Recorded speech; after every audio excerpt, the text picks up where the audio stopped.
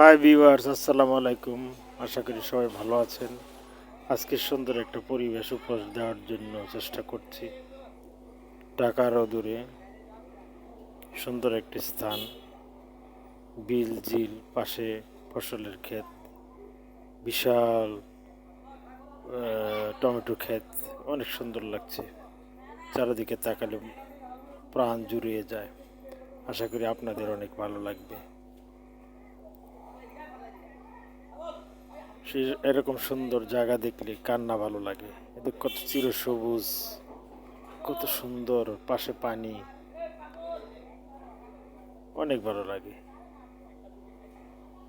এটা এক সময় ফসল পাকবে, টমেটোগুলো অনেক সুন্দর লাগবে, কৃষক বাজারে বিক্রি করবে, কত সুন্দর।